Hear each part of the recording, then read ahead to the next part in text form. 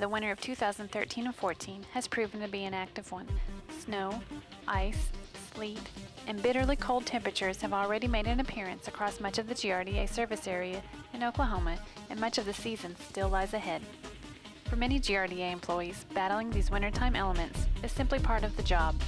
Through the snow and cold, they are still at work, doing their part to help ensure the reliable delivery of electricity to customers.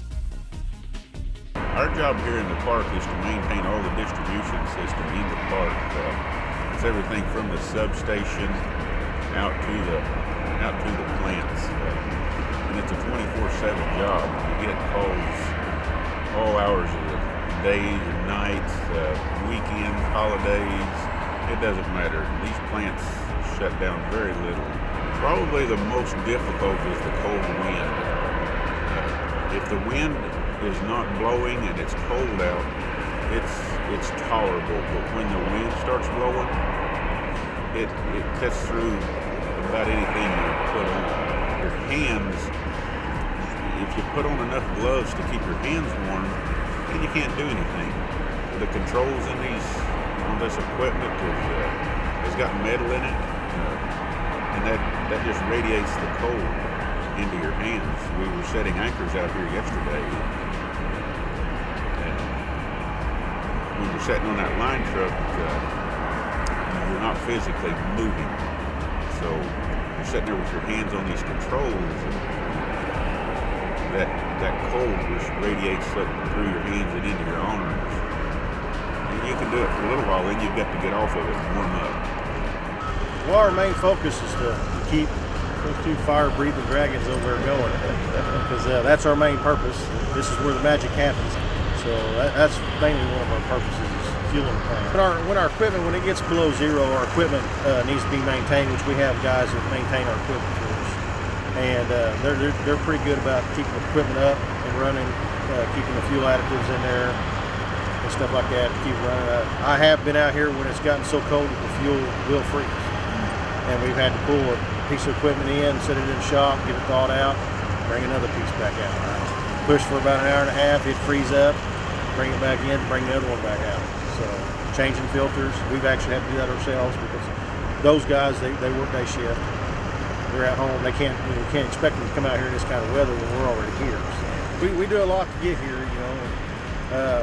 When we had that big snowstorm, everybody was at home for 4 days, we was out here for 4 days.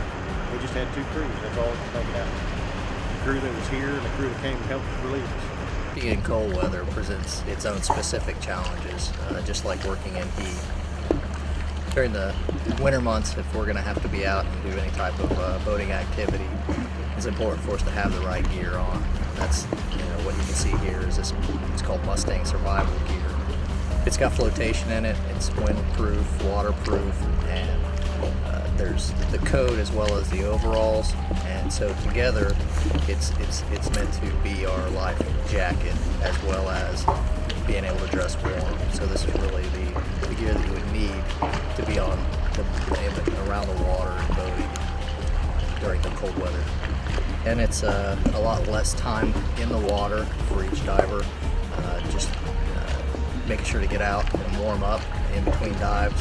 It's having the right gear then as well. So it's a thicker suit, which restricts mobility. So it's about more planning and knowing those limitations and being respectful to those limitations. So the accident over the weekend was some guys that got together in a small john boat.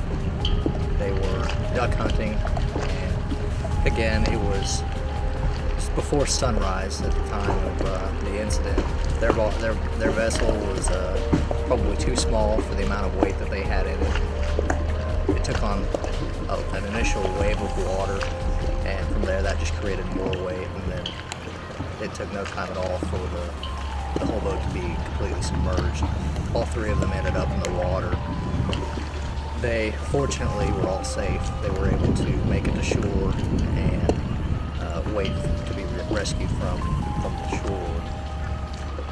They didn't have this type of equipment, weather gear on. They had plenty of warm clothes on for duck hunting and cold, but not necessarily anything that would help them in case they went into the water. With all that extra clothing, it's just more clothing to absorb water and take on even more weight, making it even more difficult to swim.